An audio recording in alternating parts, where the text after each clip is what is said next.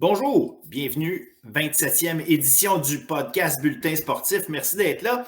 Et avant de commencer, bien évidemment, je veux remercier Gagné Sport. Gagné Sport, notre commanditaire depuis les tout débuts. Gagné Sport, le spécialiste des équipements de sport. Leur équipe vend, répare, installe, inspecte et entretient les équipements de sport depuis plus de 25 ans. Leur service s'adresse aux particuliers, mais également aux centres de services scolaires, aux écoles privées, aux cégeps, aux universités, aux municipalités, aux centres sportifs, aux services de garde ainsi qu'aux bureaux d'architecture et d'urbanisme. Gagné Sport croit également qu'il n'y a aucun compromis à faire en ce qui a trait à la sécurité. Chez Gagné Sport, l'excellence du service qui est offerte à la base de toutes leurs actions. Merci Gagné Sport. Un show intéressant parce qu'évidemment, on continue de suivre les éliminatoires au hockey collégial masculin, féminin, masculin avec Denzel Carré-Guéa, féminin avec Léa McIntyre, bien sûr. On va les entendre dans quelques minutes, toutes les analyses sur les séries où on en est et surtout les séries qui s'en viennent parce qu'on s'en va, on est rendu en grande finale chez les femmes et les demi-finales vont s'amorcer chez les hommes. Bref, on fait le tour avec eux.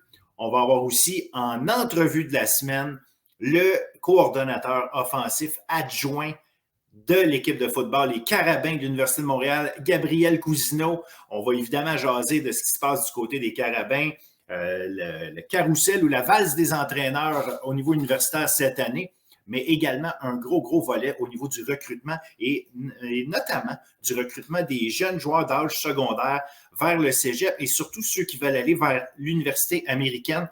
Le chemin qui est pris et surtout, peut-être quelques avertissements ou en tout cas quelques conseils ici et là sur quoi surveiller quand on veut prendre ce chemin. Bref, une super conversation avec lui.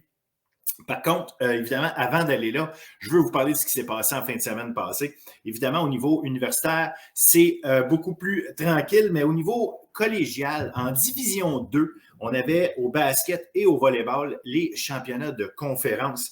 Et maintenant, on connaît les participants, ceux qui participeront aux différents championnats provinciaux dans 2 semaines. Bref, je vous fais le tour rapidement.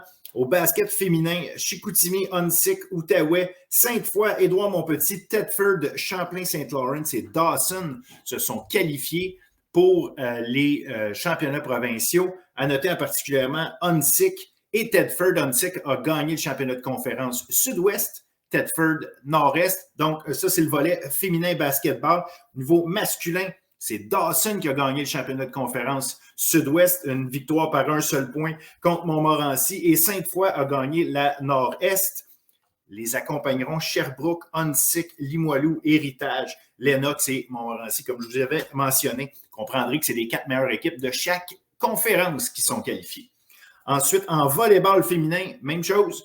Volleyball féminin nord-est, c'est Sainte-Foy qui l'a emporté. Abitibi-Témiscamingue a été championne pour la sud-ouest et les accompagneront Lionel Groux, Garneau, Valleyfield, Dawson, Saint-Hyacinthe et Drummondville.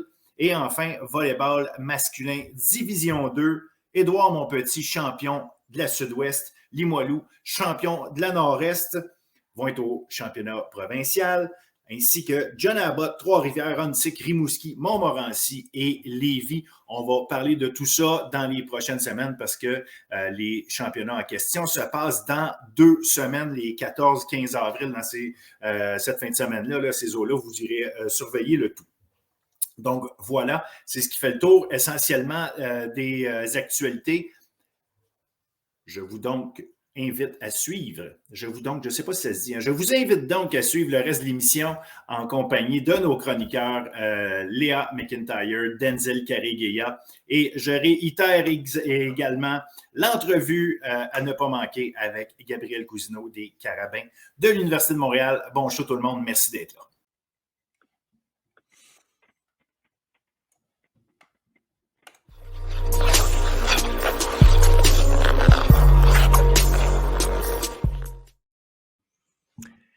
Avec Léa McIntyre pour parler de hockey collégial féminin, on a eu de l'action amplement en fin de semaine. On a eu le droit à 2 super matchs, 2 matchs qui sont allés en prolongation.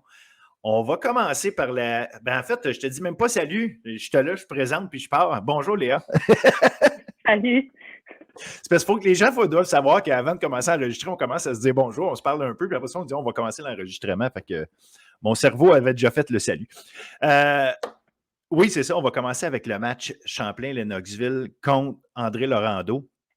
Le premier match de la série avait été logiquement gagné par Champlain-Lennoxville relativement facilement, du moins au pointage. Et là, on s'attendait probablement à ce que peut-être que ce soit la même chose, là, vu ce qui s'est passé pendant la saison. On a eu un match assez spectaculaire, merci, alors que le Boomerang, devant ses partisans, prend les devants 4-0, oblige l'entraîneur de Champlain-Lennoxville à prendre un temps d'arrêt. Et visiblement, ça a été payant parce qu'on a réussi à renverser la tendance. Ben oui, je me rappelle de prendre mon téléphone puis de dire je vais aller voir le score, puis de voir 4-0 Boomerang. J'ai fait un refresh sur ma page pour être certaine que c'était pas du mauvais bord. Puis, là, j'étais vraiment excitée. J'étais comme, mais là, ça veut dire qu'on va avoir un match numéro 3. Puis là, j'ai commencé à suivre un petit peu plus. Puis après ça, tu dis, là, Dave a pris son temps d'arrêt. Puis après ça, les gros canons de Lennox a pris ça en charge. Je pense que Cindy Benoît a ramassé des points. Gabriel Santerre, Gabriel qui score le but gagnant en prolongation. Donc, sur une montée d'India Benoît, d'ailleurs, qui a pris le retour. Fait que non, ce duo-là, effectivement, encore frappé fort. Exact. Donc, leurs gros canons ont pris ça en main et ils ont décidé, eux autres, que c'était pas fini. Gabriel a 4 points. Fait que sur 5 buts. Donc, elle a dit, ça me tente pas qu'il y ait un match supplémentaire. On ouvre la machine, puis c'est parti. Puis, tu sais, elle a 4 points sur 5 buts, puis je pense que le but où ils n'ont pas donné de points, c'est elle qui gagne la mise au jeu pour ultimement amener au but. C'était intéressant de voir le Boomerang arriver là, pas la tête entre les deux jambes, en se disant, on a une chance, puis ils ont joué. Leur première période était solide. Ça jouait à jeu égal. Marque rapidement, mettre ça 1-0. Marque à la fin de la première période, mettre ça 2-0. Puis ils sont sortis du premier entracte extrêmement fort. Il n'y avait même pas 2 minutes de jouer. Bang, bang, il avait déjà marqué 2 autres buts. Puis tu sais, des beaux buts, là. Il y a un avantage numérique. Puis c'était Maud Gilbert, en plus, en échappé pour mettre ça 4-0. Donc, juste avant que justement Dave prenne son temps d'arrêt, le Boomerang n'était pas une équipe qui marquait des buts par chance ou des mauvais rebonds ici et là. Puis c'est juste l'autre équipe domine, mais on dirait que la chance n'est pas de notre base. C'était pas ça. Là. Le Boomerang dominait, ou en tout cas, était très, très solide dans son match. Mais à un moment donné, je pense que justement, le temps mort a fait en sorte que Dave Evangelo, il était capable de faire comprendre à son monde on a encore beaucoup de temps. Revenez à votre game. Il faut que tu enlèves le sentiment de panique, là, je pense, dans ces moments-là. Oui, exact. Puis le Boomerang devait être super bien préparé aussi à jouer Lennoxville. Ils ont eu une semaine complète entre les 2 matchs. Donc, je suis certaine qu'ils ont fait beaucoup de vidéos qui sont vraiment concentrées sur les petits détails. Puis ça a paru en début de match. Mais à un moment donné, l'autre équipe est vraiment, selon moi, meilleure. Donc, ça a paru. Ils ont repris le dessus, puis la logique a été respectée. C'est quand même une des meilleures joueuses de la Ligue. De l'autre côté, là, faut s'en attendre que ça se peut que ça arrive, qu'elle débloque, puis go, tu sais. Mais je suis contente que le Boomerang se soit battu. Tu sais, ça montre que toutes les équipes peuvent rivaliser avec tout le monde. Tu sais, ils étaient classés 4e, puis ils se sont battus jusqu'à la fin. Une défaite crève-cœur, match numéro 2 contre l'équipe qui était numéro 1. Donc, non, c'est le fun. Je suis contente d'avoir vu ça. Je pense que ça va donner beaucoup d'expérience aux joueurs du Boomerang. Puis là, Lennox va avoir un match de moins de jouer pour se préparer pour la finale. Là. Puis je trouve ça le fun aussi que ça a donné un peu d'adversité à Lennox avant d'aller jouer sa grosse série finale. Parce qu'à quelque part, il aurait pu avoir le petit chemin pout, c'est facile, on s'en va là. non, ça t'oblige à te garder on the edge, là, si on peut me permettre l'expression, ou est-ce que tu es alerte, tu restes.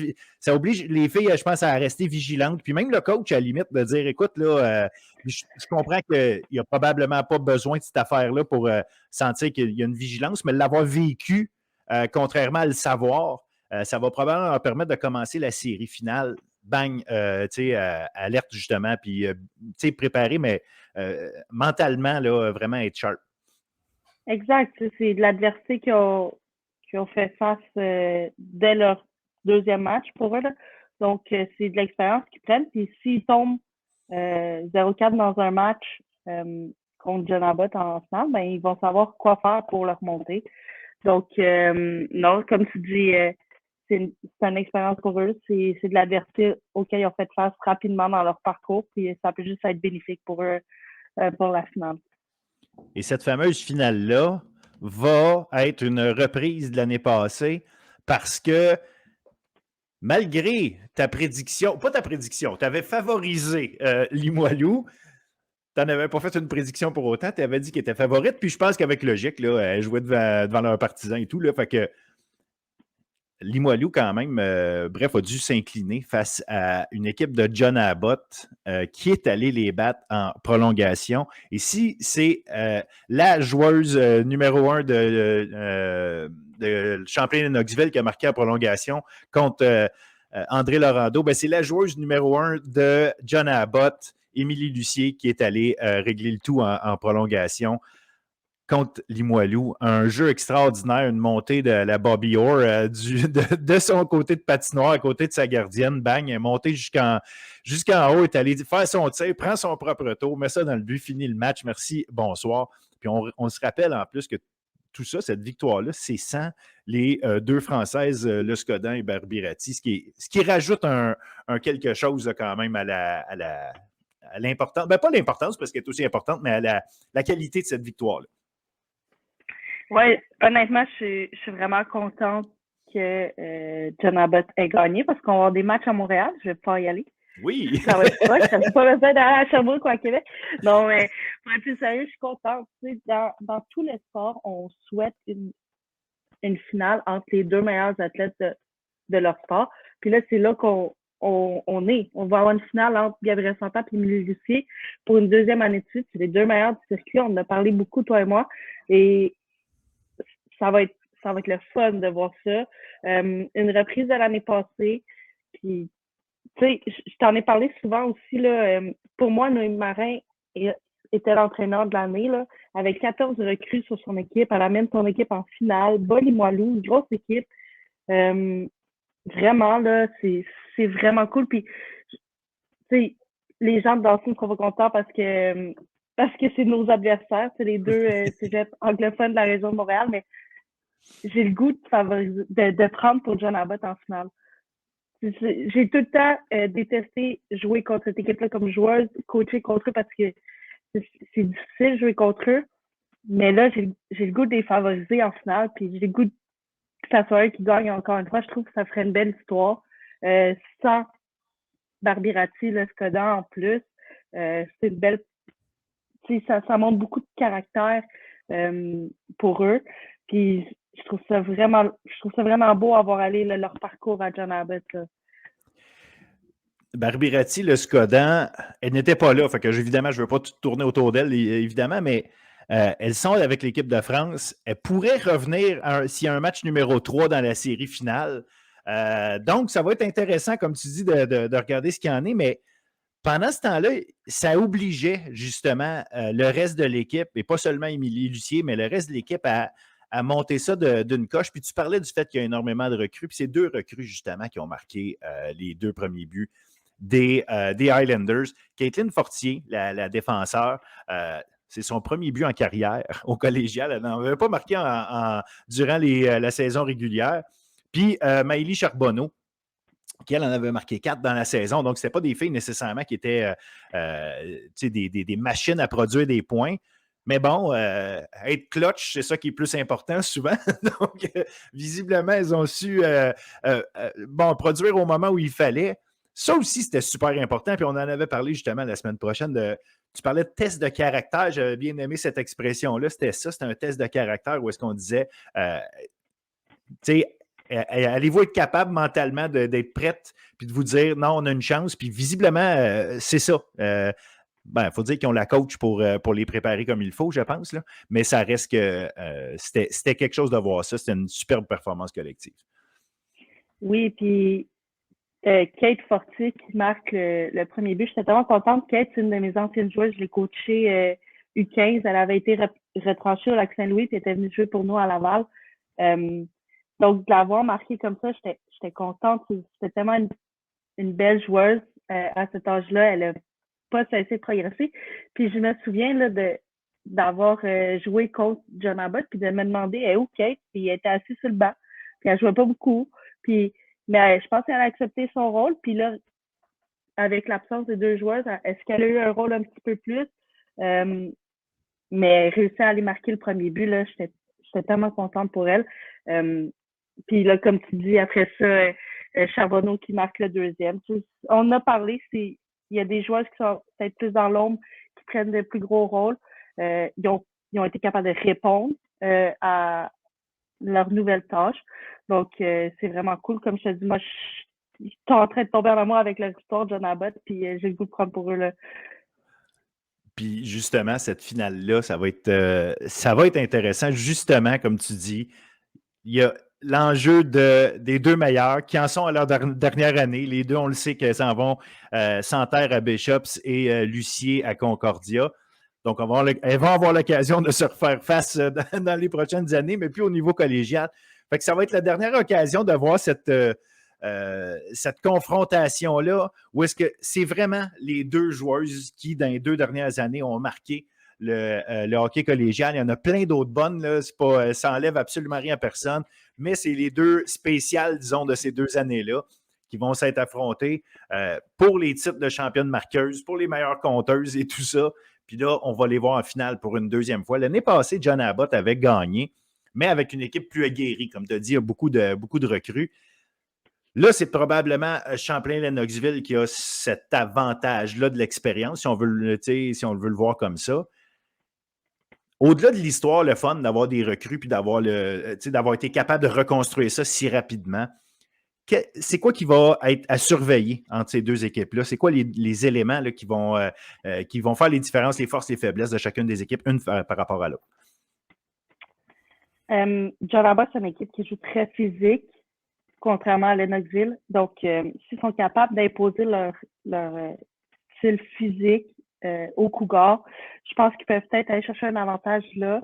Sinon, c'est 2 équipes avec des très bonnes offensives, très bonnes défensives. Dans les buts, les deux, pour moi, ça se ressemble. C'est solide aussi. 2 bons coachs. Je ne suis pas capable de les départir rendu à ce stade-ci. Un avantage ou un autre à une des équipes, c'est quand on décortique leur alignement. Mais d'après moi, ça va être l'équipe qui va être capable de contrer la meilleure joueuse de l'autre équipe. Est-ce que les coachs vont opter pour jouer sans faire contre Lucier ou ils vont essayer de les séparer? Ça va être intéressant à voir. On sait que dans la Ligue nationale, on voit beaucoup le premier trio va jouer contre le premier trio de l'autre côté, mais est-ce que c'est ça les stratégies que les entraîneurs vont apporter dans cette série-ci? Ça va être intéressant à voir parce que d'après moi, c'est là que ça va se faire la différence, là. C'est sûr que si on a la chance de voir Lucier contre Santerre et Benoît, parce que je vais mettre Benoît avec elle, ça reste un duo qui fonctionne à plein régime, là.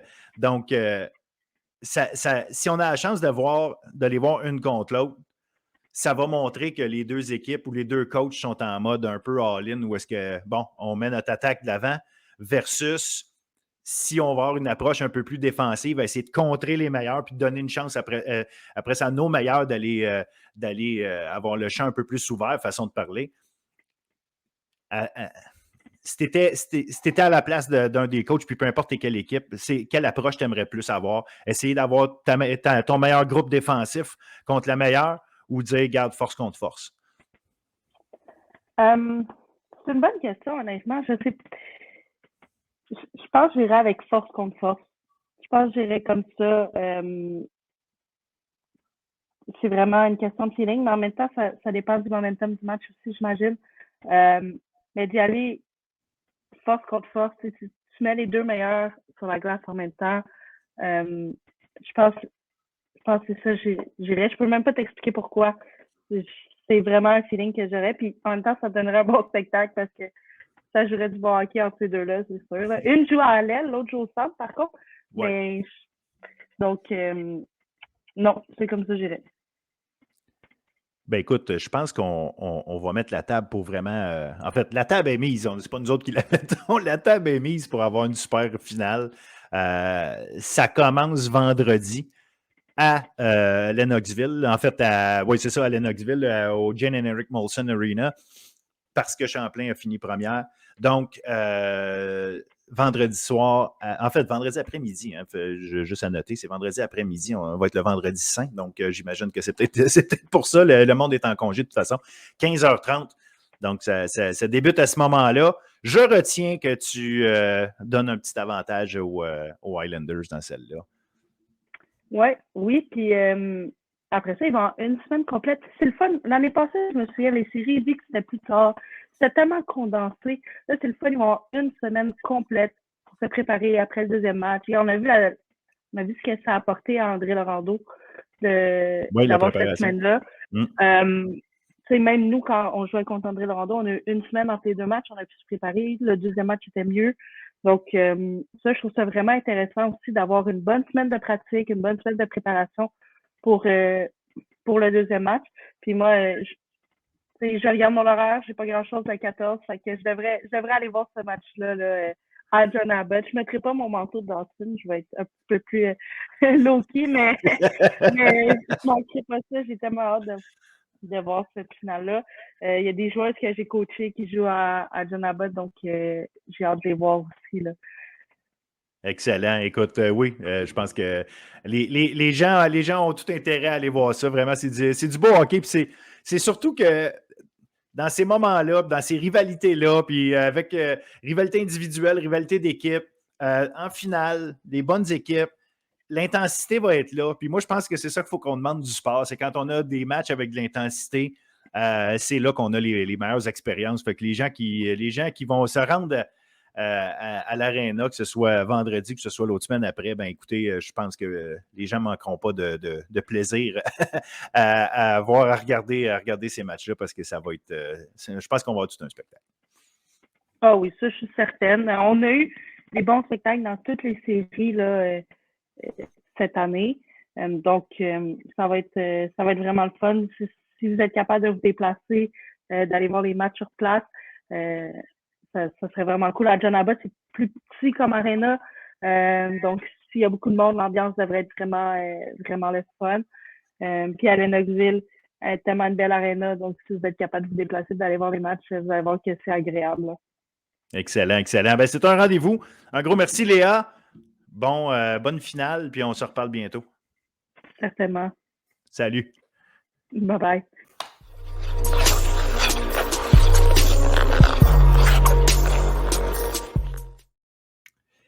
Denzel Carré-Guéa avec nous pour parler de hockey collégial masculin. Salut Denzel. Salut Phil, ça va bien?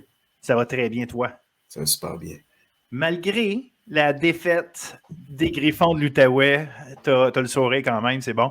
Non, c'est ça. Il fallait déterminer un gagnant, puis ça a été un match enlevant tout de même. Bravo. Enlevant, tu dis, écoute, assez extraordinaire, merci. Écoute, serré tout le long. Bang, une grosse troisième période. Finalement, à l'avantage de l'équipe qui était favorite au départ, disons-le, là, les Filons de Thetford, mais quand même, les Griffons qui ont donné tout un spectacle puis toute une opposition à Thetford. Une excellente opposition face aux Filons de Thetford. On savait que ça allait être un match très difficile du côté des Griffons, notamment avec l'absence du capitaine Jacob Renovio qui avait été rappelé par les Olympiques de Gatineau. On sait que Renovio, c'est vraiment un des éléments clés de la formation de l'Outaouais depuis les 2 années qu'il passe avec le programme. Donc, les Griffons s'amenaient avec un effectif un peu moins bien nanti, si je peux le dire ainsi. On a même dû utiliser un attaquant à la défensive pour combler cette perte-là. Donc, on s'est quand même très bien débrouillé en début de partie. On a vu les Filons, fidèles à leur habitude, connaître une première partie de période vraiment étincelante. On les a vus nebiner au chapitre des tirs, mais c'est les Griffons qui ont été en mesure de s'inscrire à la marque en premier. Et à 2 reprises, c'est sur des jeux assez similaires, des contre-attaques assez anodines, où est-ce qu'on est en mesure de prendre de vitesse à la défensive de Thetford, puis à inscrire des buts importants par temps. Et par la suite, en deuxième période, on revient. On fait preuve cependant des disciplines du côté de l'Outaouais et les Filons vont en profiter. Ça a vraiment été l'élément déclencheur de la montée en puissance des Filons dans ce match-là. On les a vus connaître beaucoup de succès sur l'avantage numérique depuis le début des séries. Ça a été le cas vendredi passé.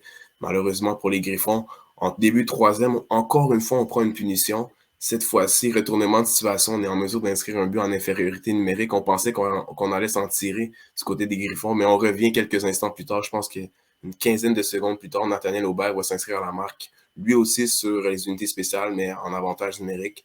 On va s'échanger des buts de part et d'autre pour ramener le tout à 4-4 avec quelques minutes à jouer. Puis finalement, comme sur papier, c'était les Filons qui étaient censés gagner. C'est comme ça que ça va se terminer avec un but important qui a été inscrit cette fois-ci en contre-attaque du côté des Filons. On est capable d'aller marquer en filet désert pour conclure le match, mais c'est un match très enlevant, haut en émotion pour les deux équipes. Puis je pense que ça prépare bien le corridor ce qu'on a en ce moment.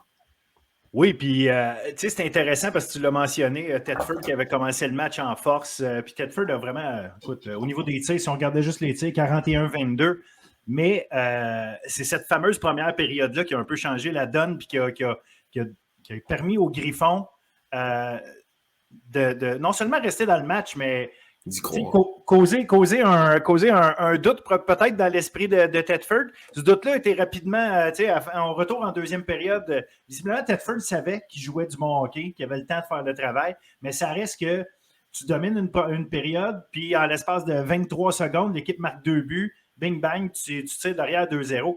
Oui, tu as confiance parce que tu le sais que ton jeu est bon, mais ça reste que c'est un match ultime. Tu tires derrière 2-0 et tu ne sais jamais ce qui va se passer. Fait que ça a été intéressant de voir Thetford continuer de relativement dominer ce match-là en termes de possession de rondelles, de contrôle du jeu, mais les Griffons ne lâchaient jamais, étaient toujours là. Fait que c'est 2-2 après 2 périodes. Comme tu dis, bon, s'échange des buts pendant la troisième.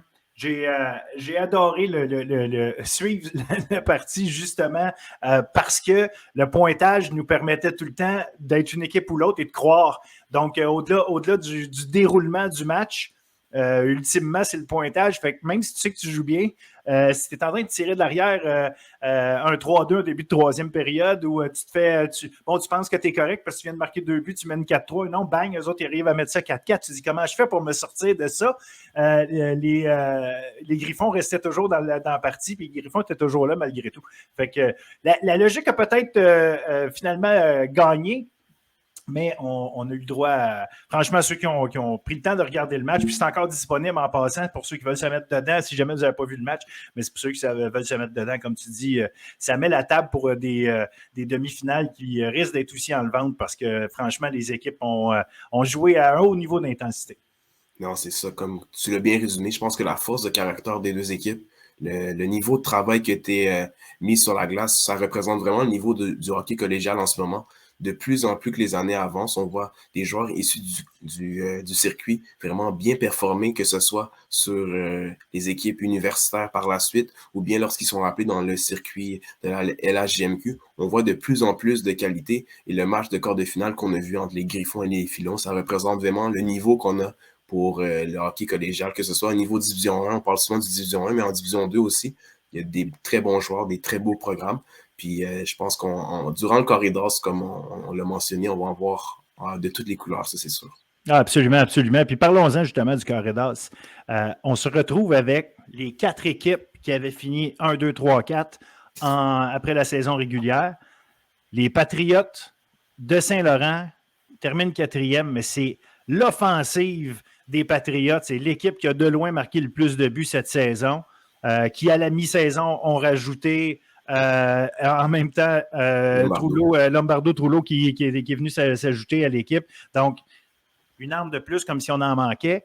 Et on affronte justement les Cougars de Champlain-Lennoxville qui, malgré quelques petits bas à certains moments, sont restés au sommet du classement à peu près toute l'année. Et puis, ils ont démontré en quart de finale qu'ils étaient prêts, qu'ils étaient à bon niveau. les Lewis Gendron, les Yargeau. Puis c'est ça qui est intéressant aussi, c'est que d'un côté, on va avoir Yargeau, de l'autre côté, Alex-Antoine Yargeau, puis de l'autre côté, Carl-Anthony Mars, les deux qui se sont battus pour le titre de premier compteur. On les retrouve dans cette demi-finale. Là, on devrait avoir beaucoup d'action. On devrait avoir beaucoup d'action. Je pense que tu as bien résumé en début de segment quand tu parlais de la puissance offensive des Patriots. Ils ont marqué énormément de buts, puis ils vont être affrontés à une excellente défensive du côté des Cougars. On a de quoi vraiment avoir beaucoup de duels durant cette série-là. Les Pats qui sont capables de marquer beaucoup de buts sur différents trios et les Cougars qui concèdent très peu de buts, que ce soit Fisk ou Gauthier devant les filets. À chaque fois, c'est difficile de marquer face à Lennoxville. On a vu Sainte-Foy connaître vraiment beaucoup de difficultés à marquer lorsqu'ils ont été affrontés aux Cougars. Et durant la saison régulière, on a vu Saint-Laurent être capable de gagner 2 fois face à Lennoxville. Je pense que c'est probablement la seule équipe à avoir battu 2 fois les Cougars. Les Cougars qui ont seulement eu 8 défaites durant l'année. 9 buts marqués du côté des Pats, 8 pour Lennoxville. Cependant, en avantage numérique, Lennoxville qui est à 25% face aux Patriots. Et les Patriots qui sont seulement à 14% face à Lennoxville. Est-ce que ça va être un élément à surveiller durant cette série-là? Peut-être. Il y a aussi un autre élément, l'indiscipline. Durant les 3 parties entre les deux formations, on a eu 93 minutes d'infraction. Des parties entre les deux équipes. Donc, est-ce que ça va changer la donne dans cette série? Parce qu'on a d'excellents joueurs offensifs. Tu l'as mentionné, Carl-Anthony Massé, Alex-Antoine Yargeau, qui se sont vraiment interchangés au niveau du classement des meilleurs pointeurs. C'est finalement les 2 joueurs qui ont fini en haut du classement. Il ne faut pas enlever de l'équation Louis Gendron, Antoine Gagnon, Danny Clateau. Donc, on a vraiment de la puissance de part et d'autre. Et devant le filet aussi, F. Gascon. On le sait, c'est une excellente gardienne de but depuis son entrée dans le circuit. Et du côté de Fisk, c'est celui qui a la meilleure moyenne d'efficacité durant les séries éliminatoires. Il est à 936, une moyenne de but alloué de 1,5. Donc, ça va être un beau duel d'offensive face à une excellente défensive, mais les Cougars, eux aussi, sont capables d'aller marquer. Et la défensive des Patriots va devoir vraiment être excellente sur les transitions offensives et autant être très bonne en défensive. Oui, puis en fait, c'est ce qui va être intéressant parce que tu l'as mentionné, Gascon, qui a probablement été la meilleure gardienne pendant la saison. Et de l'autre côté, Fisk, qui est actuellement probablement le plus haut, même si l'échantillon n'est pas énorme. Donc, on a 2 gardiens de très bon niveau et 2 équipes capables de marquer. Est-ce que cette petite qualité défensive-là de plus que les Cougars ont va pas à la fin peut-être être à l'avantage justement des Cougars?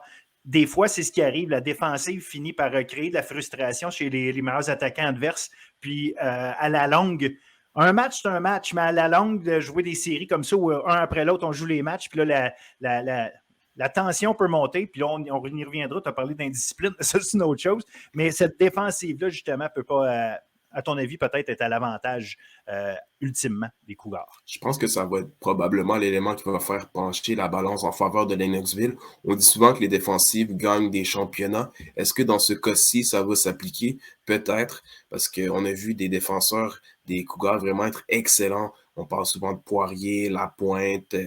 On parle aussi de Jeff Tremblay qui avait de l'expérience, lui qui avait joué avec les Gaillards l'année passée. Mais du côté aussi des Patriots, on a d'excellents défenseurs, des vétérans. Après Ricard et Simon Jacob, 2 joueurs qui vont finir cette saison. C'est sûr qu'on va devoir apporter des ajustements du côté de la défensive de Saint-Laurent si on ne veut pas en voir de toutes les couleurs. Mais c'est 2 équipes qui vont devoir vraiment travailler très dur défensivement parce que si on se laisse aller pendant quelques moments de flottement, on pourrait en voir rentrer beaucoup dans chacun des 2 filets. Mais je pense que, comme tu as mentionné, la défensive de Lennoxville va certainement être un des éléments à surveiller parce que s'ils sont en mesure de restreindre les attaquants des Patriots, ça pourrait vraiment rendre la vie difficile à la troupe de Tim Archambault. La fameuse indiscipline qui a semblé être des 2 côtés quand même là, pendant les 3 matchs entre ces 2 équipes-là. En fait, ça me montre plus que il y a l'émotion vive, là, si on veut, ou est-ce que si on est aussi indiscipliné, c'est parce qu'à quelque part, on se laisse aller par l'émotion puis on se permet de prendre des punitions. 30 punitions, 30 avantages numériques en tout dans les 3 matchs entre les 2 équipes pendant la saison régulière. C'est certain que ça va être un mot d'ordre des 2 coachs, contrôler ses émotions, parce que ça aussi, c'est un élément qui peut faire basculer la série, nonobstant la force et faiblesse des des défensives d'un côté comme de l'autre. L'attaque, les deux attaques sont trop fortes pour les laisser avoir, que ce soit une ou l'autre, là, avoir l'avantage d'un homme trop souvent. Ouais, il va falloir jouer avec beaucoup d'intensité. On le sait, c'est une demi-finale, mais il va falloir gérer ses émotions comme tu l'as mentionné. Ces deux attaques dévastatrices, c'est probablement un des duels les plus offensifs qu'on va voir durant ces séries-là. Mais je m'attends peut-être à avoir un peu moins de buts parce qu'il va y avoir des ajustements qui vont être apportés, ça c'est sûr, mais l'intensité va être de mise, mais dans la limite de la légalité, parce que si on se laisse emporter dans des tournants avec soit en jouant avec un peu trop de paresse, en prenant des punitions inutiles, ben on va se faire avoir. On a vu les coureurs avoir beaucoup de difficultés lorsqu'ils étaient allés jouer à l'Arena Ronald Caron. Ils étaient tombés dans l'indiscipline. Ils avaient perdu ce match-là. Donc, c'est sûr que Stéphane Lebeau va leur mentionner ce fait, puis ça va être rectifié, mais ça va vraiment encore là, on avait dit la défensive préalablement, mais l'intensité puis la discipline va être de mise durant cette série. Absolument. Fait qu'une série, je pense que toute personne qui veut s'initier au hockey collégial, Patriote Cougar cette année, je pense que c'est une série qu'il ne faut pas manquer. En tout cas, ça promet beaucoup. Ça n'enlève rien à l'autre série. Alma et Thetford ont autant à offrir. D'un côté, encore une fois, Alma peut-être un peu plus forte défensivement que Thetford. Mais Thetford a montré que c'est une équipe avec beaucoup de caractère, aussi beaucoup de talent, une profondeur, des joueurs intéressants, le trio là, Dufour, Aubert et Goulet, ce trio d'attaquants-là, là, ces trois attaquants-là d'un côté. De l'autre côté, là, bon, évidemment, il y a Dupuis, Tommy Deblois, évidemment. Mais une équipe peut-être un peu plus axée justement sur la défensive Alma. Donc ça aussi, encore une fois, on va avoir une bataille entre deux philosophies de jeu. Exactement, ça va être un autre beau duel en perspective entre deux équipes qui sont très bien nanties. Cette saison, les deux formations qui ont joué 3 fois l'une contre l'autre. Alma qui a remporté à 2 reprises. Les 2 reprises, ça a été des victoires de 4-3 en prolongation. Donc, à chaque fois, ça a été serré. Les buts marqués de chaque côté, c'est 10 pour Thetford, 9 pour Alma. Et en avantage numérique, il faudra vraiment surveiller cet élément-là. Thetford qui sont 5-9 face à Alma cette saison. C'est plus que 50% d'efficacité. C'est incroyable comme statistique du côté des filons. Et Alma qui sont à 25% d'efficacité, 2-8 sur l'avantage numérique.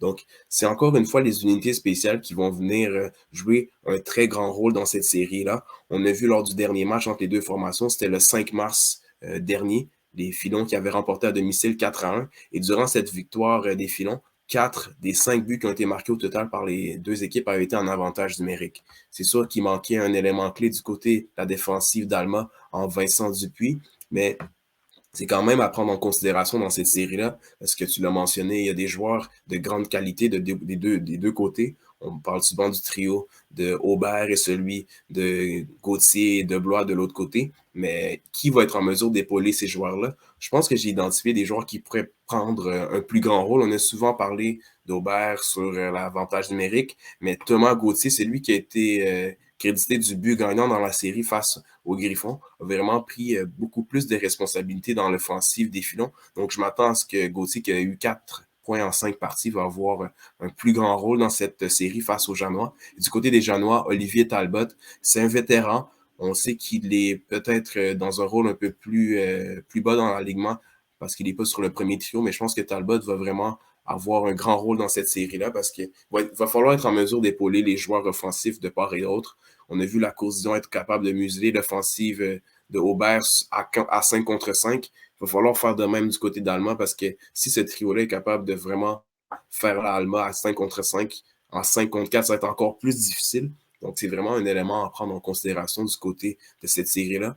Je pense que l'adversité aussi encore des finales des deux côtés, ça a été différent. Alma qui a joué contre St. Lawrence, ils ont été capables de disposer des Lions en 3 matchs. Est-ce que ça va avantager Alma au niveau fatigue? Je ne sais pas, mais du côté des filons, je pense qu'on peut aussi prendre en considération qu'on a joué en 5 parties face à l'Outaouais. Ça a été 5 parties vraiment intenses. Est-ce que ça va leur amener beaucoup plus de qualité au niveau mental parce qu'ils ont eu beaucoup d'adversité? C'est vraiment un autre élément à prendre en considération. L'avantage de la glace aussi, mais je pense que c'est deux formations qui arrivent vraiment prêtes pour les séries éliminatoires parce qu'ils ont connu 2 années vraiment incroyables. Depuis l'année passée, ils avaient terminé en haut de classement. Les Allemands qui avaient perdu en demi-finale l'année passée. Donc, c'est 2 équipes avec beaucoup d'expérience qui ont beaucoup à prouver dans ce duel-là.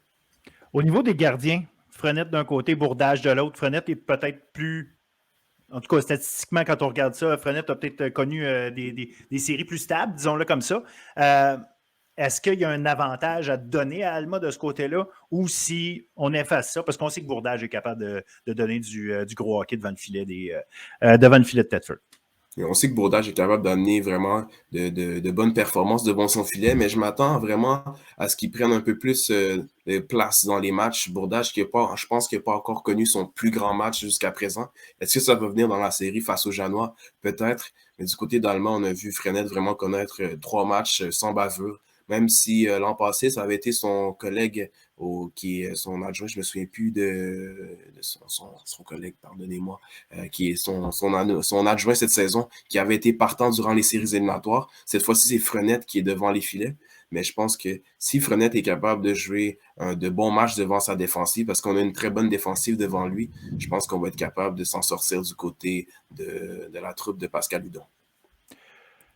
Donc, est-ce que tu donnes l'avantage à une des deux équipes pour cette série-là? Est-ce que tu vois une des deux équipes justement avoir un avantage ou en tout cas, sur qui mettrais-tu ton vieux 2? Honnêtement, je mettrais mon vieux 2 sur Thetford après la série qu'ils ont connue face à l'Outaouais. Je pense que ça va vraiment leur aider pour la suite du parcours. Beaucoup d'adversité encore des finales, c'est toujours bien. Mais c'est sûr qu'on va être fatigué d'avoir joué 5 matchs. Est-ce qu'on va pouvoir être en mesure de prendre avantage du côté d'Allemand? Je pense pas que ça va jouer un très grand rôle parce que c'est des matchs qui sont assez séparés. Il n'y a pas de match durant du lundi au jeudi. Donc, les équipes qui sont capables de bien récupérer. Donc, si j'ai un vieux 2 à mettre, ça serait sur Thetford. Non, parce que comme tu dis, dans le fond, c'est un match en 2 semaines qu'ils ont joué. Là, ils ont joué en fin de semaine un match, puis c'était tout. Là, l'autre d'avant était l'autre fin de semaine avant. Donc, je pense qu'ils ont probablement eu le temps de se reposer dans tout ça. Le calendrier le permet. Je trouve ça intéressant parce qu'effectivement, moi, Thetford, je les sens sur une forme de lancer, ou en tout cas, au niveau de l'intensité du test de caractère. J'ai parlé de test de caractère avec Léa McIntyre à propos en hockey féminin, mais je pense qu'il y avait un test de caractère pour Thetford dans ce cas-ci, où est-ce que la logique voulait qu'il aurait peut-être dû battre les Griffons plus rapidement. Ils ont eu à faire face à cette adversité-là. Ils l'ont vécu. Puis même pendant le dernier match, donc non seulement ils sont rendus au dernier match, mais pendant ce dernier match-là, ils ont été testés. Ils savent maintenant qu'ils peuvent le faire. Donc, ça va être intéressant parce que, comme tu le mentionnais pendant la saison, Alma n'a jamais été capable de vraiment distancer Thetford dans aucun match. C'est des matchs, les 2 victoires, c'est en prolongation. Donc, non, ça va être intéressant là aussi. Je m'attends à du jeu quand même un peu plus serré que dans l'autre série Patriote Cougar, où est-ce que quand je dis serré, pas dans le sens des pointages serrés, mais dans un jeu peut-être un peu plus collectivement regroupé versus Patriote Cougar, où on pourrait avoir plus d'explosion offensive. Je pense que je suis j'aligne dans la même veine que toi. Je pense qu'à 5 contre 5, ça va être peut-être un peu plus fermé parce que ça va être 2 équipes qui sont vraiment un peu plus axées défensivement.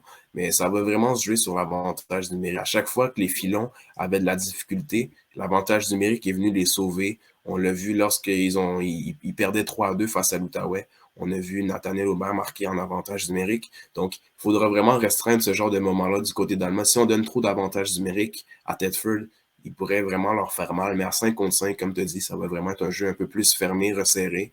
Mais ça va vraiment pas nuire au spectacle, ça c'est sûr. Absolument, absolument. Fait qu'on s'attend à une grosse fin de semaine. Étant donné que c'est la fin de semaine de Pâques, on a les matchs qui commencent vendredi, les premiers matchs de chacune des séries à 19h dans le cas de Saint-Laurent-Champlain-Lennoxville au Jane and Eric Molson Arena. Et entre Alma et Thetford, ça se passe au centre Renaud-Fournier à 19h30 vendredi. Le deuxième match entre Lennox et Saint-Laurent, c'est dimanche, tandis que le deuxième match entre Thetford et Alma, c'est lundi. Si vous avez la chance d'aller voir ça sur place, c'est la meilleure chose à faire. Sinon, RSEQ.direct, vous allez avoir l'occasion de voir ça. Écoutez, je vais continuer de le dire et continuer de le crier le plus haut possible et à le plus de monde possible. Essayez d'aller goûter à ça. Le hockey collégial est vraiment intéressant parce que c'est du bon jeu, ça va vite, c'est robuste, puis tu as des buts. Donc, je pense qu'il y a un petit peu de tout. C'est vraiment intéressant. C'est du beau hockey. C'est de l'excellent hockey. Puis en contexte de séries éliminatoires, je pense que c'est encore plus amplifié. Donc, j'espère que vous aurez la chance, vous aussi, de pouvoir regarder tout ça sur RSEQ. Ben, un jour, peut-être sur RDS. On sait jamais. On sait jamais. C'est bon. Hey, un gros merci, Denzel. On se reparle très bientôt. On va pouvoir faire le tour de tout ce qui s'est passé dans ces demi-finales-là.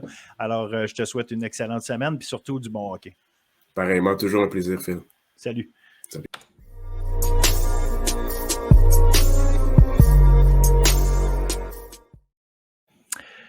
L'entrevue de la semaine, cette semaine, habituellement, j'ai des athlètes avec moi, des étudiants athlètes, mais là, cette semaine, j'ai un ancien étudiant athlète qui est aujourd'hui entraîneur de football, coordonnateur offensif des Carabins de l'Université de Montréal, Gabriel Cousineau. Salut, Gabriel.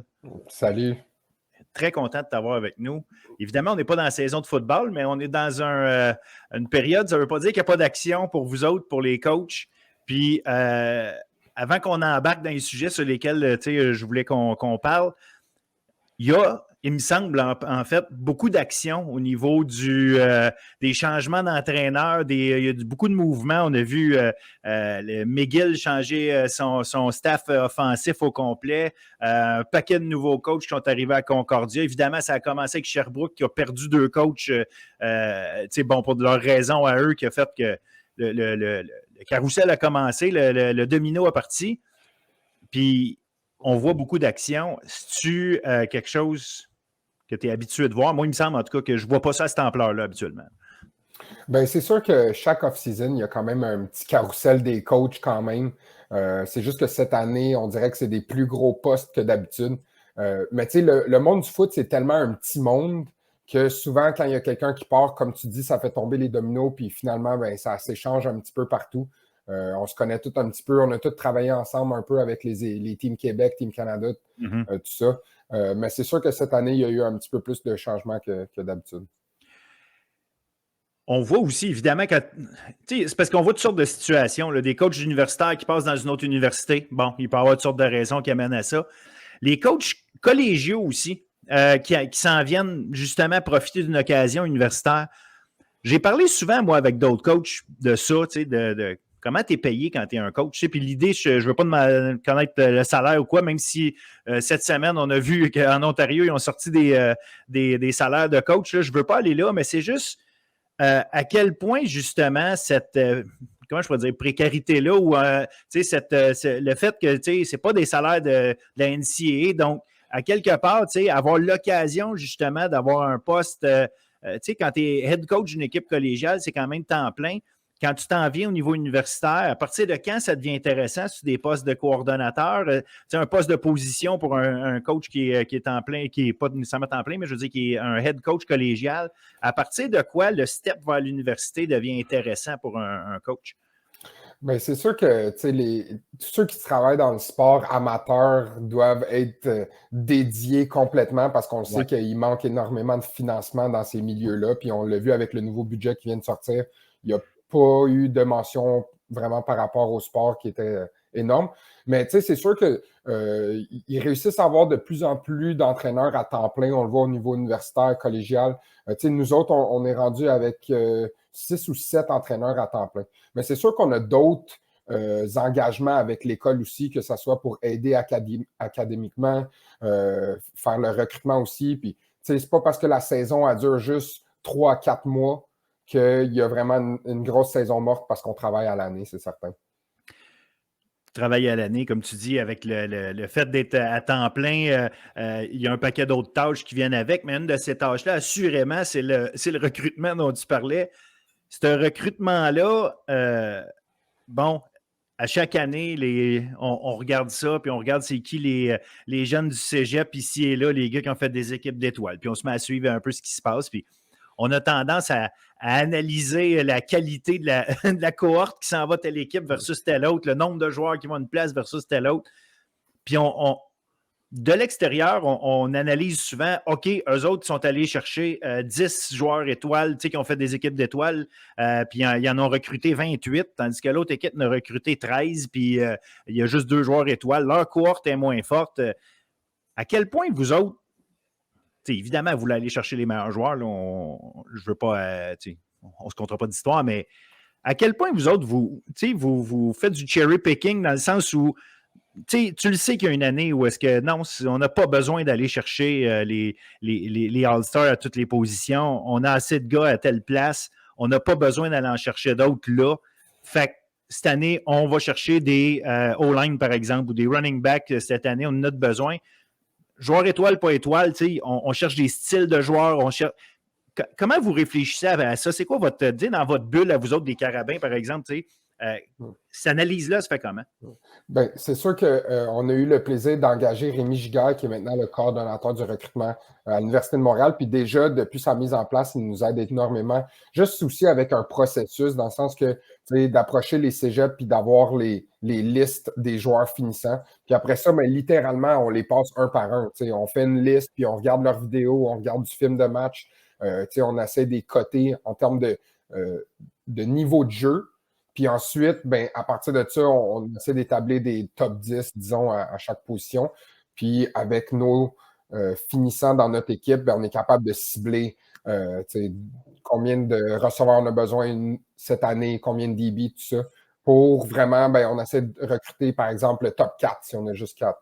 Puis dès qu'on en perd un, par exemple, si ça l'arrive, ben là, on s'en va recruter le 5e. Fait que c'est un petit peu ça le processus qu'on fait, mais ça se fait à l'année, puis ça se fait depuis des années d'avance, évidemment, parce qu'on voit ces kids-là jouer dans des niveaux comme Team Québec, dont j'ai le plaisir de faire cette année. Ça nous aide beaucoup aussi avec le recrutement.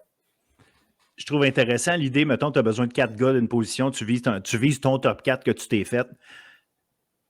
Mais ça reste qu'il y a des chances quand même que dans ton top 4, il y en ait un ou deux, justement, qui aillent avec le rouge et or, qui aillent avec qui tu voudras, tu sais. Puis, bon, je nomme le rouge et or parce que c'est évident la compétition directe entre les deux organisations, mais peu importe, ils peuvent aller n'importe où.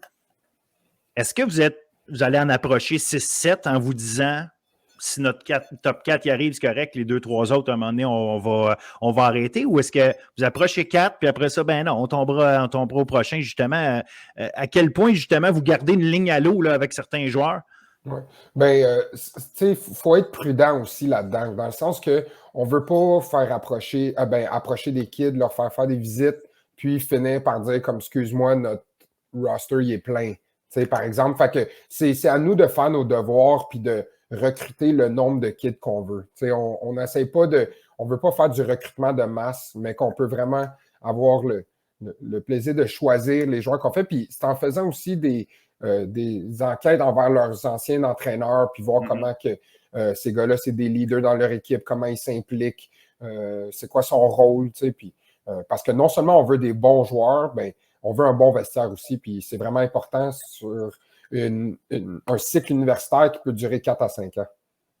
À quel point vous arrivez à savoir assez rapidement les joueurs, même les superstars, OK, lui, ça ne sert à rien, il veut aller à Sherbrooke ou il veut aller aux États-Unis ou il veut, est-ce que vous arrivez à le savoir assez rapidement?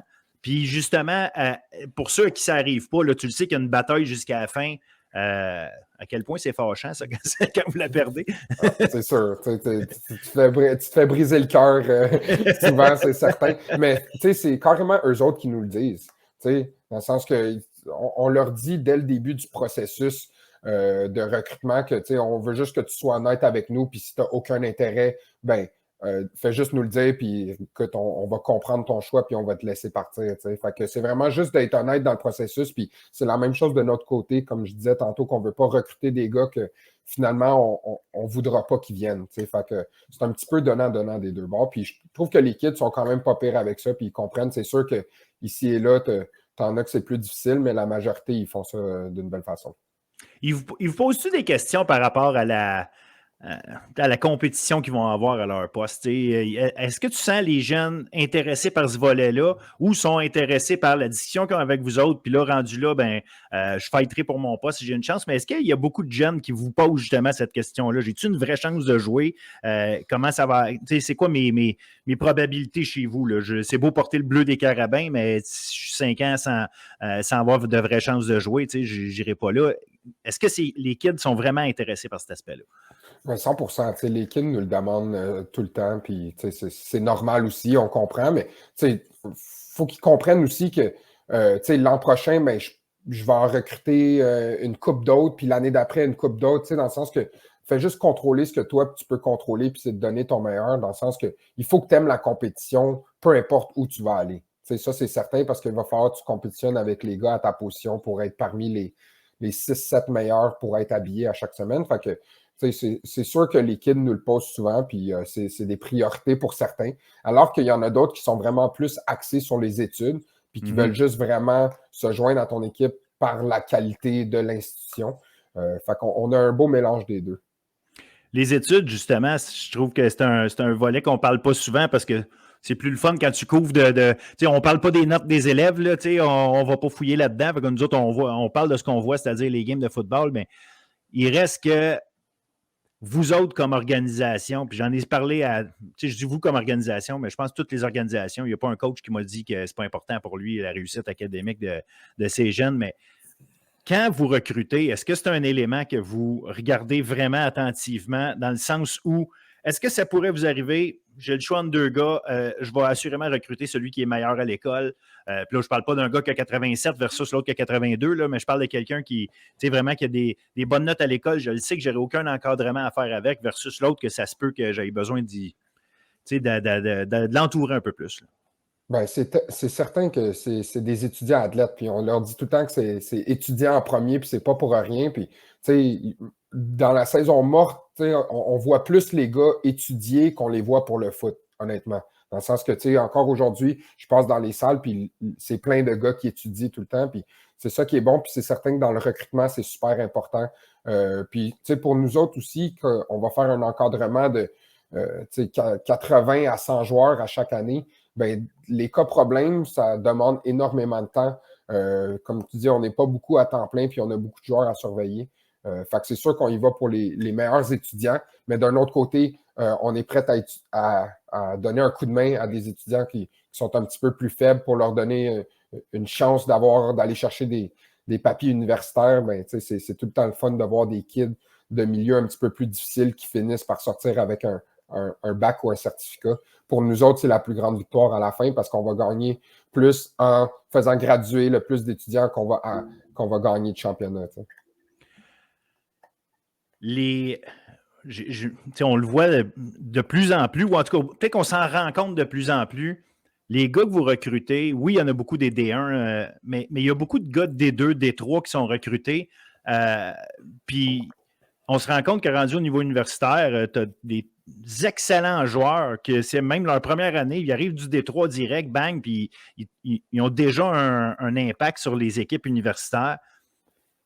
Comment vous, justement, quand vous faites vos listes, comment je pourrais dire, cotez ça, comment vous cotez ça, là, justement, un joueur qui vient d'une équipe D3, je vais dire moyenne, là, pas nécessairement la meilleure équipe, mais quelqu'un qui arrive d'une équipe D3 moyenne versus le gars qui est moyen en D1 dans une équipe moyenne. Est-ce que vous faites un contrebalancement quelque part? Est-ce qu'il y a comment je pourrais dire, une évaluation différente du fait qu'il n'y a pas la même compétition, il ne joue pas au même niveau? Bien, c'est sûr qu'à force qu'on travaille dans le milieu, on est capable de faire la différence entre les niveaux de Division 1 et Division 3. Puis c'est pas parce qu'il y a un athlète de Division 3 il y a de quoi d'inférieur à l'athlète de Division 1. C'est juste que souvent, ces équipes-là, ils ont un petit peu moins de profondeur, mais ça reste qu'il y a autant des bons athlètes à tous les niveaux. Puis c'est pour ça que c'est important pour nous de vraiment aller chercher l'information de l'entièreté des cégeps parce qu'on ne voudrait pas laisser un athlète qui vient de région pas avoir la chance de venir jouer à Montréal puis de profiter de la ville aussi. Évidemment, en plus des collégiales D1, D2, D3, il y en a qui arrivent des États-Unis. Puis c'est un peu là que je voulais aller avec toi parce que c'est une discussion qu'on a eue ensemble. Là, pour les gens qui nous écoutent, Gabriel et moi, on s'est parlé un peu pendant l'hiver parce qu'on voyait des cas, puis sans rentrer dans un cas particulier, mais il y a cette réalité-là de plus en plus où est-ce qu'on voit des jeunes aller, et c'est surtout des jeunes qui partent du secondaire, je dirais, pour aller aux États-Unis, là, dont on va parler, parce qu'évidemment, ceux qui partent du cégep puis s'en vont jouer dans la NCAA, ça c'est une chose, mais les jeunes qui passent par les fameux, soit prep school, ben c'est souvent via les prep school, mais qui passent là, par le high school, ou en tout cas la fin de high school américain, dans l'espoir d'aller dans la NCAA. Ça, là, c'est... est-ce que c'est dangereux? Est-ce que c'est bon? Est-ce que c'est pas bon? Je pense qu'il y a tout un sujet autour de ça qui est intéressant à discuter. Puis je veux avoir ton opinion sur ça, sur comment c'est vu, comment c'est perçu par le haut de la pyramide du coaching au Québec, les gars universitaires. Comment vous percevez ça, ceux qui font le chemin en disant « Je vais aller m'essayer aux États-Unis en pensant que c'est un meilleur chemin pour le NCAA ou en tout cas pour monter plus haut. » Ben ça, c'est t'ouvres une boîte de Pandore, là, qu'il y a énormément de discussions qu'il peut y avoir là-dessus. Mais tu sais, c'est sûr qu'une chose qui est inévitable, c'est qu'on ne peut pas l'arrêter. Tu sais, je veux dire, il y en a de plus en plus. Puis je pense que c'est avec l'ère des réseaux sociaux aussi, c'est de plus en plus facile de contacter des entraîneurs de ces écoles-là. Puis tu sais, c'est sûr que il y a des très bons athlètes ça fait qu'ils ne se retrouvent pas dans le RSEQ au niveau collégial, surtout qui ferait que le niveau de jeu serait vraiment nettement meilleur.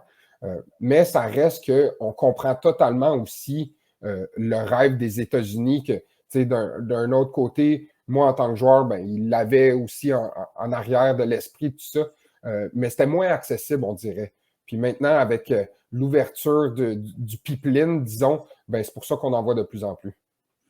Et là, on les voit. Vous autres, quand vous les voyez, parce qu'il y en a beaucoup qui reviennent. Hein, ceux qui sont allés faire, on entend souvent, là, il y a certaines écoles là, qu'on entend plus souvent, les McCallie, puis des places comme ça, Clearwater.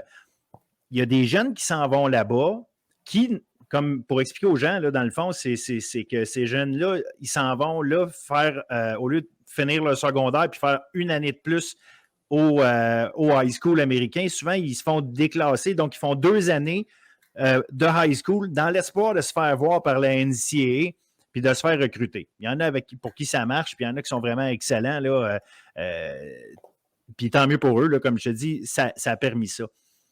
Mais il y en a qui reviennent. Ces gars-là qui reviennent, je le sais que s'ils sont allés aux États-Unis, ils sont probablement déjà des très bons athlètes, fait qu'il y avait une base. Est-ce qu'on a l'impression que pendant ces 2 ans-là qu'ils sont allés s'essayer, ils ont joué du football de même calibre que s'ils avaient joué en D1 ici? Est-ce que c'est meilleur là-bas? Est-ce que c'est moins bon? Comment vous percevez ça?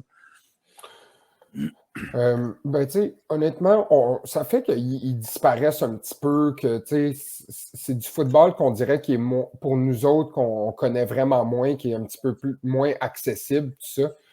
Mais tu sais, souvent, c'est que là, ils reviennent, puis ils finissent par tomber dans une des universités québécoises ou ontariennes, tout ça, mais par le passé, on n'a jamais eu beaucoup de succès, honnêtement, avec les kids qui sont venus des States. Peut-être parce que, comme tu dis, ils jouent un foot un petit peu différent depuis 2 ans, puis finalement, ils retombent dans du foot canadien. Mais honnêtement, c'est tout nouveau pour nous aussi. Fait que, c'est difficile de vraiment avoir une grosse réponse à cette question-là parce qu'on est vraiment au début vraiment de cet exode-là, qui était très rare, les joueurs dans mon temps qui allaient dans NCAA. Puis aujourd'hui, il y en a quelques-uns qui sont des entraîneurs justement au niveau collégial puis universitaire. Puis ces jeunes-là, quand ils se font faire miroiter le rêve américain, je vais l'appeler comme ça. Puis comme je dis, rêve américain, il existe parce qu'il y a du monde qui l'ont vécu puis qu'ils s'en vont plus loin. Là. Benjamin Saint-Just, il est parti de... mais il a quand même joué au Vieux-Montréal avant d'aller dans la NCAA. Il y a des...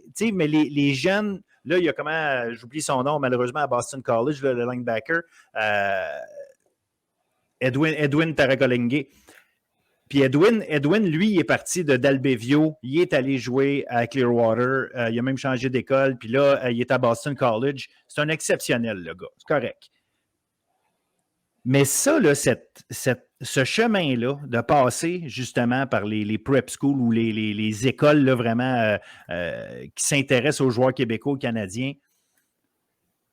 tu parlais tantôt justement que ça réduit la qualité de notre football ici, d'envoyer ces gars-là. Mais en plus de réduire la qualité, parce que c'est sûr que si les meilleurs s'en vont, ils s'en vont. Là. Mais est-ce qu'ils s'en vont vraiment vivre quelque chose qui est à leur avantage?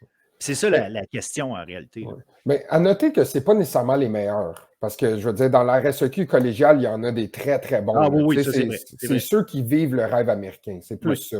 Parce que oui, il y en a des très bons, mais il y en a des aussi bons au Québec aussi. Ah oui, il y en a des meilleurs, tu as raison, c'est vrai. C'est ça, exact. Fait que c'est la minorité.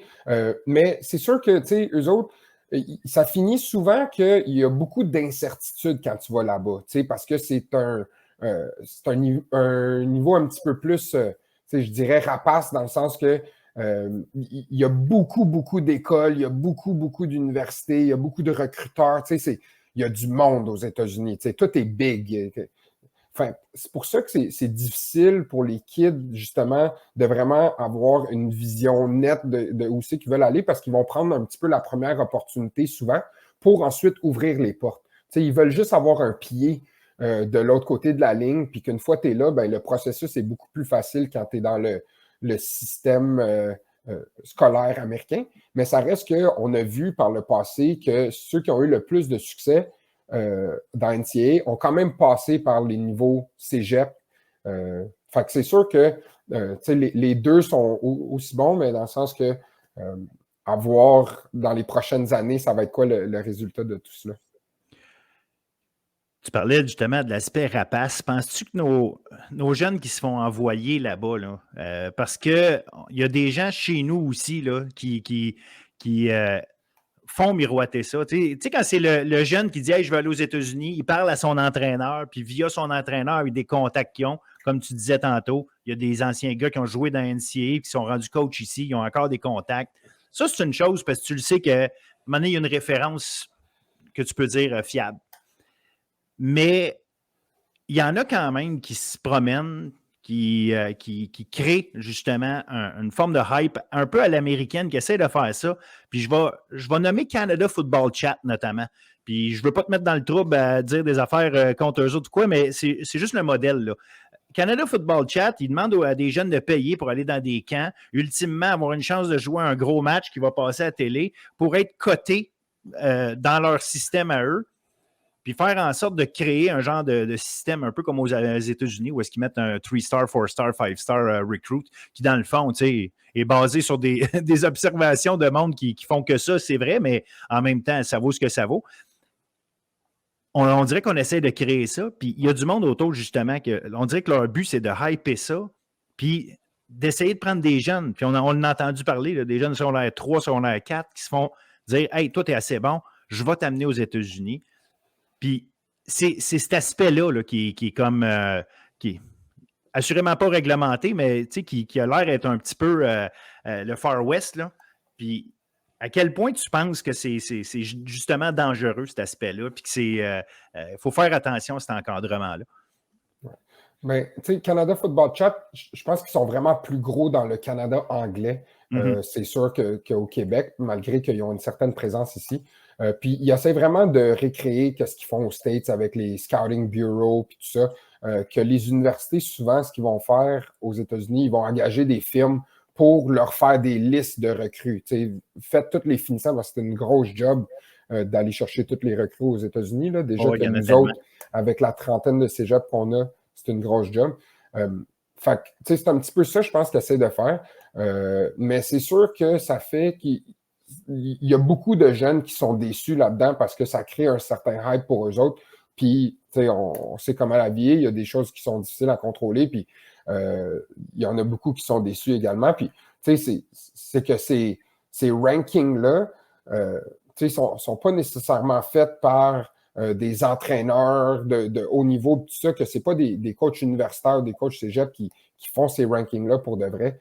Fait que c'est pour ça que c'est à prendre et à laisser, évidemment. On s'entend que ça, c'est des chiffres de combine puis d'un Skelly. C'est pas nécessairement en regardant du game film que c'est là que la vraie vérité sur un joueur ressort de comment il est sur le terrain. C'est ni son highlight, ni son combine, c'est vraiment son game film.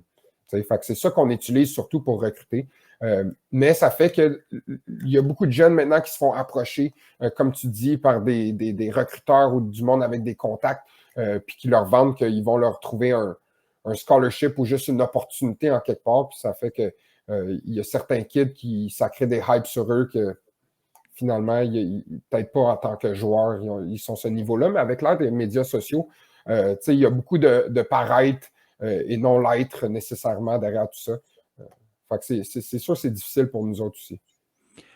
Puis, ces jeunes-là, comment ils peuvent justement être allumés là-dessus? Là, parce que, Tu sais, à 15-16 ans, là, moi, si quelqu'un était venu me voir et qu'il s'était présenté comme étant un recruteur de qu'est-ce que tu veux, puis, ou qui représente une organisation X, puis qui me dit que je suis sensationnel, puis que je pourrais avoir une place aux États-Unis, c'est difficile de dire, mais non, calme-toi. Tu sais, veux pas, c'est intéressant. Écoute, juste les carabins, regarde, quand vous faites vos annonces de recrutement, la vidéo, le Facebook Live, les jeunes aiment ça. Fait que, tu sais, c'est pas pour rien que c'est fait, c'est parce que ça rajoute un oomph à toute l'affaire. Fait que ça prend pas grand-chose pour te monter à la tête, puis c'est pas méchant. La grosse majorité du monde se laisserait embarquer par ça.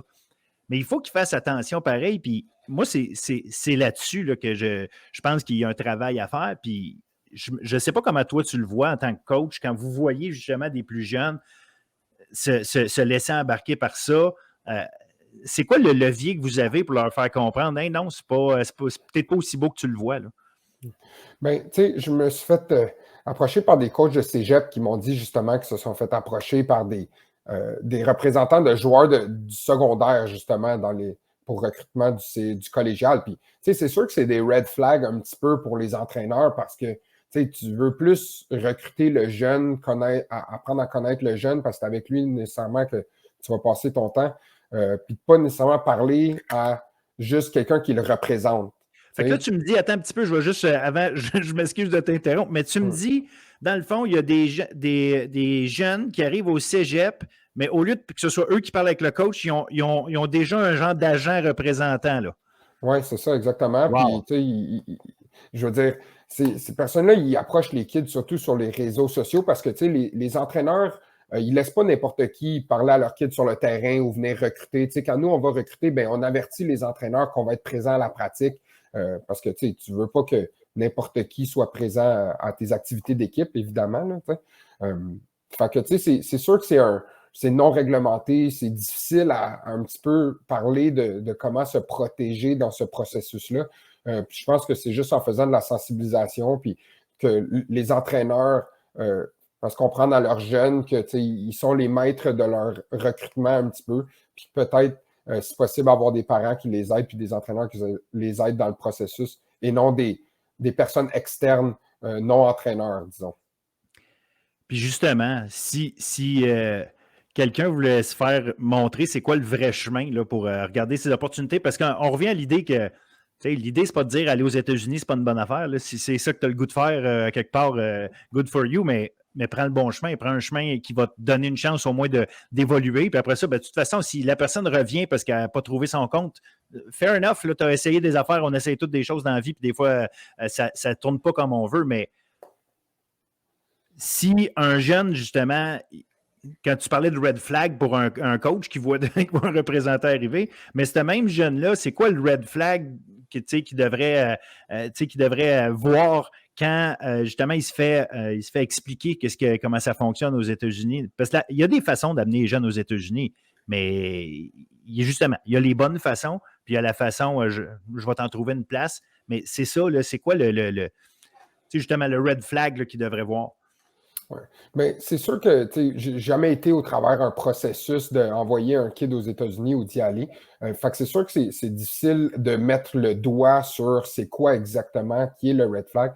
Mais je pense juste qu'il y a beaucoup de monde qui vont vendre un petit peu du rêve qu'on va avoir un scholarship ou une présence dans un petit peu n'importe quelle école. Puis je pense qu'il faut juste faire attention aussi de faire un background check sur l'école, puis tout ce qui est les inscriptions, tout ça, parce que il y a beaucoup qui reviennent, qui ont de la misère ensuite académiquement, juste à cause que soit ils ont pris du retard ou que les cours, ce n'est pas nécessairement des cours qui sont crédités dans un système scolaire. Fait que je pense que c'est juste vraiment de faire eux-mêmes leur devoir puis d'essayer d'être accompagné par un parent ou un coach un petit peu plus. De ne pas juste avoir une personne qui les guide à travers de ça, mais d'essayer d'avoir une communauté, là, d'avoir du monde qui peuvent les aider. Mais c'est difficile, comme tu dis, vraiment à vraiment mettre le doigt sur c'est quoi qui est les gros red flags. T'sais.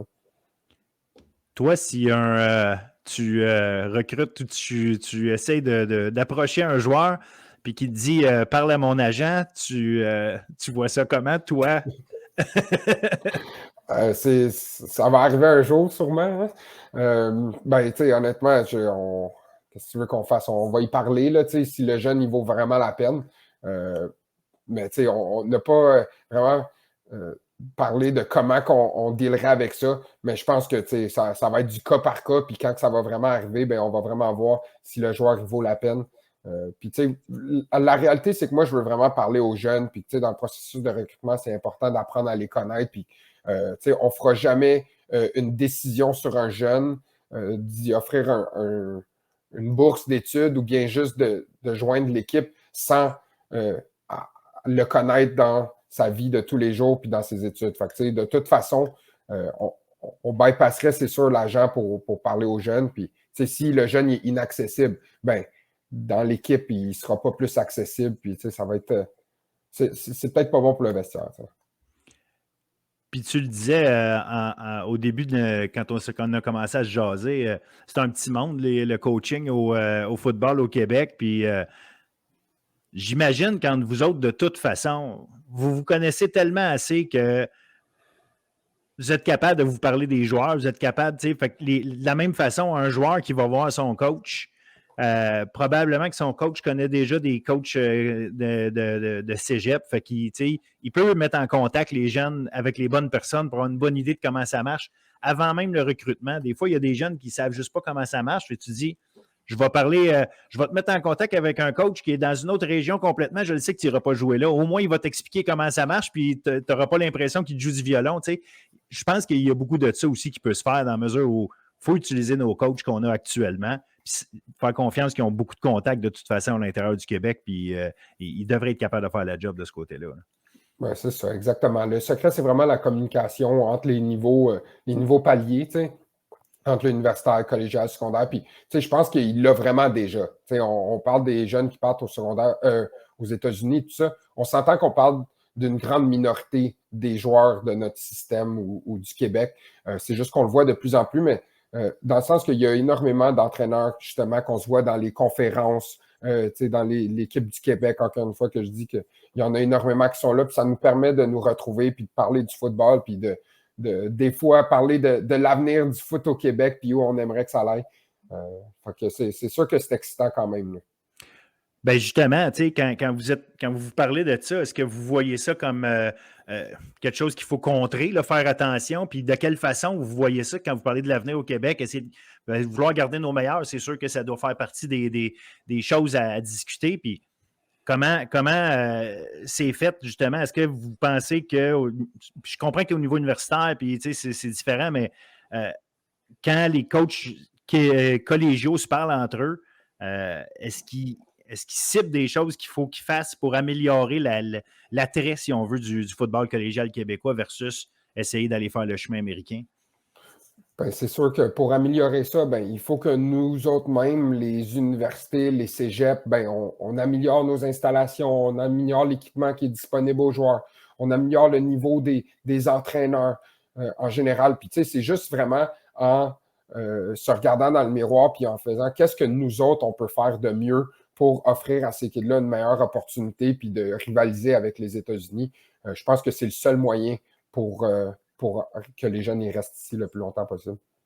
Tu penses quoi de ceux qui sont au Québec, mais que c'est des écoles, des coachs, quoi, puis montrent, comment je pourrais dire, ouvre la porte à dire, hey, regardez ce qui se fait aux États-Unis. Est-ce que c'est sain de dire, hey, les kids, là, vous avez la chance d'aller aux États-Unis comme de jouer au cégep, ou tu penses que c'est quelque chose que les coachs ici devraient faire attention à dire, non, on devrait faire la promotion du football québécois avant de dire aux jeunes, puis c'est pas une question de mettre des bâtons dans les roues d'un jeune qui va aller aux États-Unis du tout, là. Mais est-ce qu'en faisant la promotion égale, si on veut, puisqu'il y a des endroits où est-ce que, ils vont le dire, là, nous autres, on connaît des coachs américains, puis on peut vous faire aller jusque-là. Comment c'est perçu, ça? Comment tu vois ça, cet aspect-là? Je respecte totalement le rêve des kids d'aller aux États-Unis. Ça, c'est certain. Je veux dire, c'est 100% comprenable.